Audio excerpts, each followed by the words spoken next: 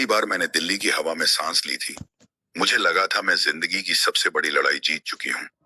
एक छोटा सा बैग, माँ बाप की उम्मीदें और दिल में खुद को साबित करने की जिद, यही सब लेकर मैं इस शहर में आई थी। मेरा नाम माया है। उस वक्त मेरी उम्र 21 साल थी और मुझे बिल्कुल भी अंदाजा नहीं था कि जिस जगह मैं रहने जा रही हूँ वो मेरी सोच, मेरे डर और शायद मेरी आत्मा तक को बदल देगी। दिल्ली मेरे लिए बहुत ज्यादा थी। लोग, आवाजें, भीड़ और अकेलापन। बचपन से मेरे बस दो तीन दोस्त थे और यहाँ हर चेहरा अनजान था। शायद इसी वजह से मेरे माता पिता ने मेरे लिए पहले से ही एक अपार्टमेंट बुक कर दिया था। 4 बिल्डिंग्स वाला कॉम्प्लेक्स, ए, बी, सी और डी। मैं बिल्डिंग सी के ग्राउंड फ्लोर पर रहती थी। शुरुआत के कुछ महीने में बिल्कुल अकेली थी। मेरे सामने वाले फ्लैट में मिस्टर वर्मा रहते थे। पहली नजर में वो एक बेहद सुलझे हुए शालीन बुजुर्ग लगते थे। उनकी पत्नी का देहांत हो चुका था, लेकिन उनका बेटा और बहू उनके साथ रहते थे। जब मैं शिफ्ट हुई तो उनके बेटे ने मेरे सामान उठाने में मदद की और अगले कुछ दिनों तक मिस्टर वर्मा ने खुद मेरे लिए खाना भेजा। शायद यही वजह थी कि मैं अक्सर उनके घर जाने लगी। शाम की चाय, दिल्ली की पुरानी कहानियां, उनका बचपन, उनका गांव, सब कुछ सुनना अच्छा लगता था।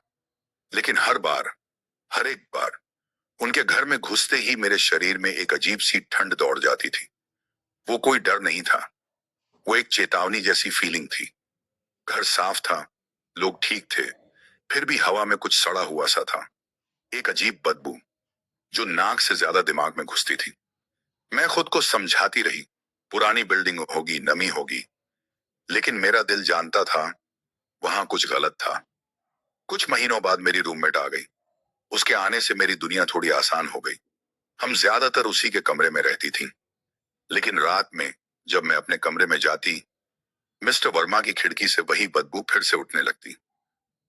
फिर वो रात आई। रात के लगभग 3 बजे नींद को चीरती हुई एक जोरदार आवाज गूंजी। "पाइदाई और", जैसे किसी ने दीवार पर हथौड़ा मारा हो। और उसके ठीक बाद एक औरत की चीख। मैं हड़बड़ाकर उठी। दिल जोर जोर से धड़क रहा था। खिड़की से झांक कर देखा, मिस्टर वर्मा के घर की लाइट जल रही थी और तभी उन्होंने मुझे देख लिया।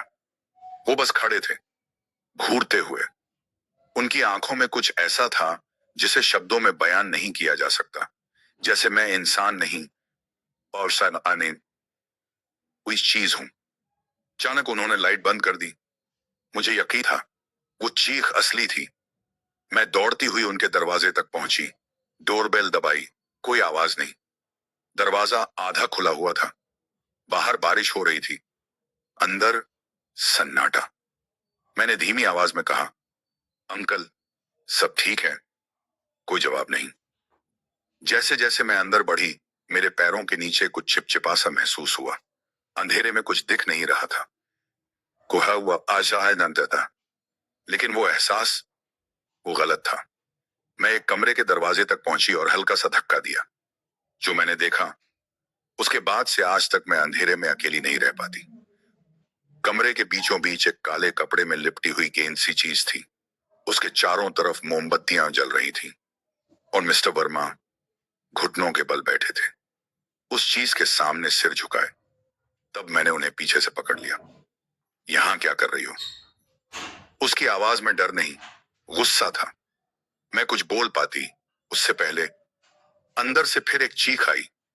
मैंने फोन निकाला, पुलिस को कॉल करने लगी और तभी टॉर्च की रोशनी नीचे पड़ी। फर्श पर हरा चिपचिपा पदार्थ फैला हुआ था। आज तक नहीं जानती वो क्या था। मैं वहां से भागी।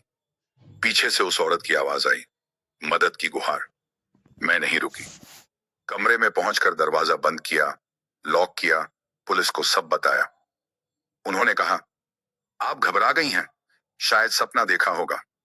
लेकिन सपने में पुलिस कॉल कैसे होती है? अगली सुबह जब मैं अपने दोस्त के साथ वहां गई, कुछ भी नहीं था। सब साफ, बहू बिल्कुल ठीक, कोई बदबू नहीं, कोई मोमबत्ती नहीं, कोई काला कपड़ा नहीं। मिस्टर वर्मा मुस्कुराए और बोले, "बेटा, कभी कभी दिमाग हमारे साथ खेल करता है।" 2 महीने बाद वो लोग अचानक गायब हो गए, बिना किसी को बताए। आज भी मैं उसी फ्लैट में रहती हूँ। सालों हो गए हैं। लेकिन आज भी कभी कभी रात के 3 बजे मुझे किसी औरत की चीख सुनाई देती है। अगर आपको यह कहानी अच्छी लगी हो तो प्लीज एक लाइक जरूर वर्मा की वही। आपका छोटा सा लाइक हमें बहुत खुशी देता है। कमेंट में बताइए कि आपको कहानी कैसी लगी और अगली कहानी किस तरह की देखना चाहते हैं। आपका एक प्यारा सा कमेंट हमारा दिन बना देता है।